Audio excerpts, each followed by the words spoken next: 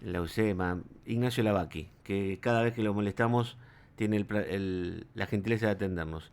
Ignacio, ¿qué tal? Mariano Pérez de Ulate, ¿cómo te va?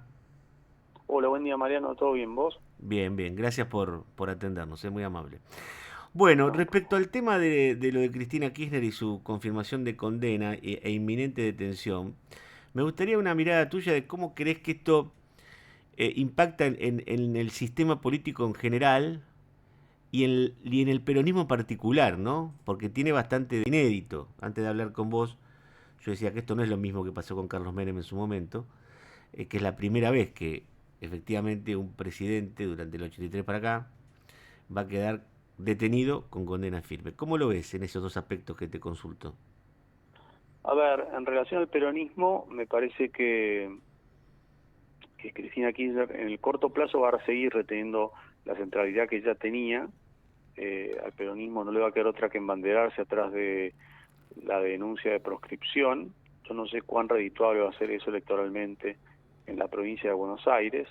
Es decir, Cristina va a seguir demorando una renovación del liderazgo en el peronismo, cosa que había sido puesto en duda con el desafío de Kicillof, pero bueno, ahora ella por ir a prisión y imposibilitada de competir por cargos públicos de por vida, por ahora el tema de la proscripción va a estar en el centro de la escena.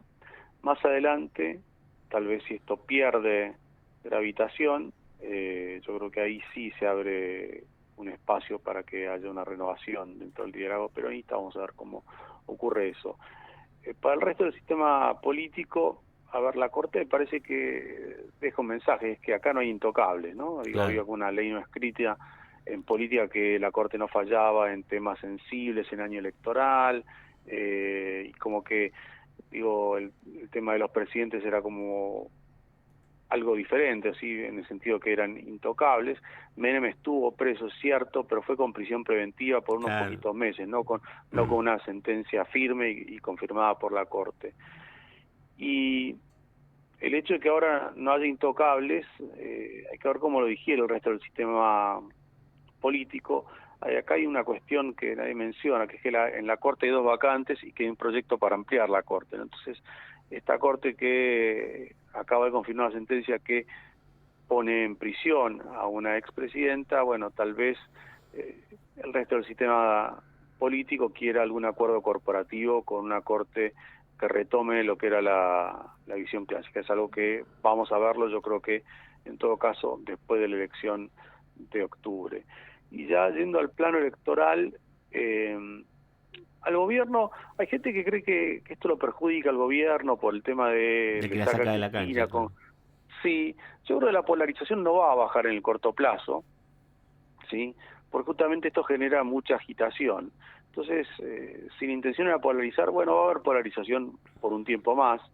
Creo que al gobierno le quita un riesgo, que es el riesgo de Cristina haciendo una muy buena elección en la tercera sección, al punto tal de que le permita al peronismo ganar en provincia de Buenos Aires. Eso yo creo que era, no digo que era mi escenario base, pero que era posible, y si eso ocurría, una victoria peronista en Buenos Aires el 7 de septiembre, le iba a complicar mucho el escenario al gobierno de cara a octubre, y le iba a complicar el escenario al gobierno pensando en la percepción que tienen los inversores sobre la Argentina, ¿no? Que Mm. es, bueno, que un triunfo peronista en septiembre iba a generar probablemente ruido financiero y también dudas sobre si el peronismo no iba a volver al gobierno en 2027, ¿no? Entonces, Claro. en ese sentido, creo que con Cristina fuera de la cancha, al peronismo tal vez le cuesta más hacer una gran elección en la tercera sección, le cuesta más ganar la provincia, y en eso el gobierno va a estar mejor. Ahora, a largo plazo,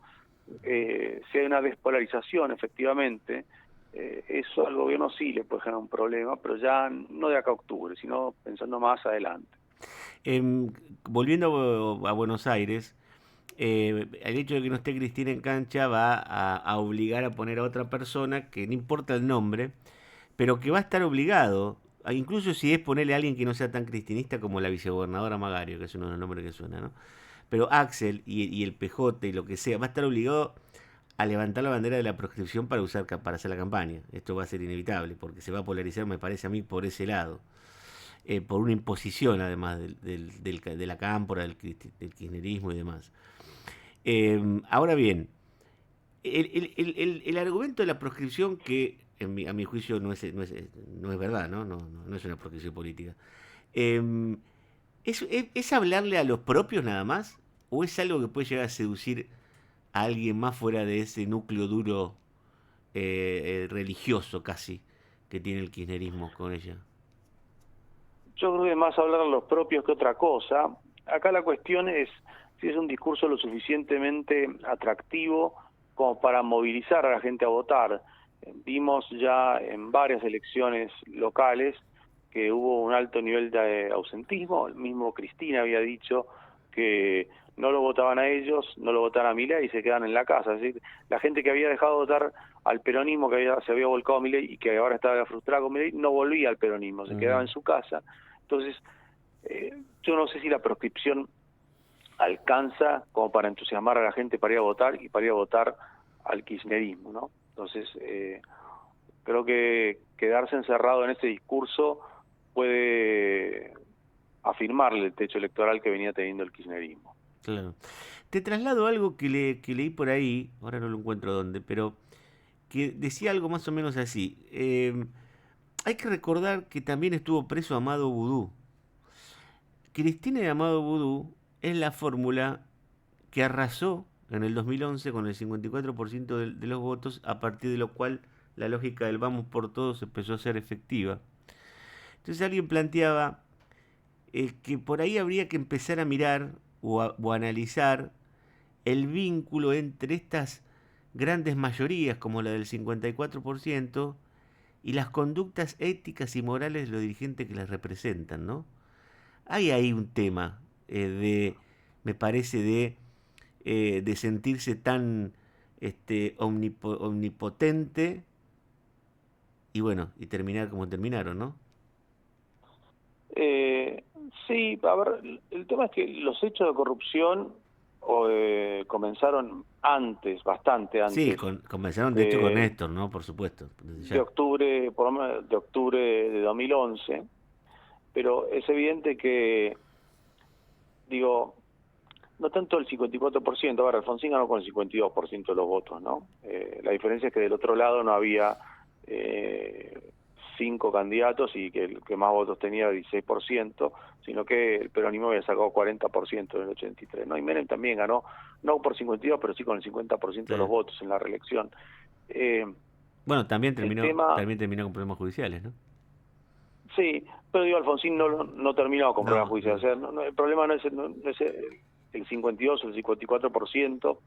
Eh, Yo creo que el problema venía de antes, pero digo, sí es cierto que puede hacerle pensar a alguien una elección como la de 2011 que va a estar mucho tiempo en el poder y la realidad es que a los 4 años hubo alternancia, ¿no? uh-huh. Pero el problema creo que viene antes y sí es cierto que algo que posibilita los hechos de corrupción es la ausencia de controles, ¿no? Digo, y en general las mayorías debilitan los controles.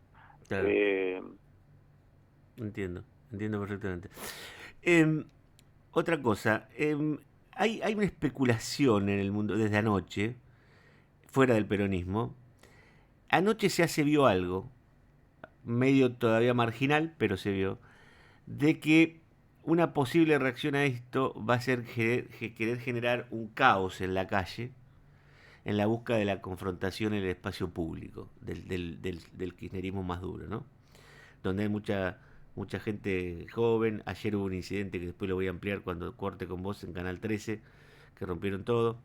Eh, ¿Vos cómo lo ves esto? ¿Crees que puede llegar a pasar o crees que va a haber alguna prudencia de parte de la propia Cristina porque en definitiva podría perjudicarla esto? ¿No sería una herramienta muy riesgosa para ellos? Ahí hay que ver qué capacidad tienen los líderes de encuadrar a sus bases, ¿no? Digo, yo no creo que nadie haya dado la orden de ir y destrozar Canal 13. Digo, más bien creo que debe haber sido algo más Sí, sí, además eran espontáneo, ¿sí? 50, creo que eran 50 tipos, no era que había 1000. Ese tipo de hechos me parece que lo que perjudica a Cristina, ¿no? Porque como, de vuelta, al gobierno le venía muy bien la presencia de Cristina en un punto que era recordarles, bueno, si no estoy yo, vuelve Cristina, vuelve el kirchnerismo, vuelve lo que gobernó hasta diciembre de 2023, ¿no? Ese tipo de hechos son un recordatorio, ¿no? Dicho esto, si algún hecho de violencia genera represión, así fuera de control, me parece que eso ya ahí es otra cosa, pero creo que el gobierno es el que va a actuar con prudencia en esto. Electoralmente definitivamente no creo que le sume mucho al peronismo, digo, tomar la calle y todo ese tipo de cosas. No, creo que no. Sí. Bueno, yo en esta línea vaticino que no va a haber demasiada adhesión del movimiento obrero organizado, de la CGT. Sí vas a tener, no sé cómo lo ves vos, sí vas a tener, por supuesto, los gremios más kirchneristas como ATE o los bancarios o ESMATA, eh, con esto de la proscripción, de que llegaron a decir que está en peligro la democracia, cualquier cosa dijeron. Pero la CGT, viste, los gordos por ahí sacan algo de ocasión, pero no los veo haciendo, por ejemplo, un paro general por esto. No sé vos qué intuís. Bueno, la última vez que hicieron un paro general no tuvo mucho éxito. Sí. Digo, pero supongamos que lo hicieran, tal vez lo tienen que hacer por una cuestión de ritual, ¿no? Mi percepción es que dentro del peronismo yo no tengo tan claro que estén todos indignados, pero creo que públicamente tienen que adoptar sí o sí la narrativa de la proscripción, lo van a hacer, puertas adentro me parece que va a ser otra cosa, va a haber mucho orejeo, para usar la palabra del truco, a ver cómo sigue la película, ¿no? Entonces, no sé si les es funcional el descontrol callejero. Claro, entiendo. Ignacio, como siempre, un placer charlar con vos. Te agradezco muchísimo estos minutos que nos diste. No, por favor, un gusto. Hasta luego. Un gusto y gracias. Ignacio Lavacchi es politólogo, es profesor en la Universidad Católica Argentina.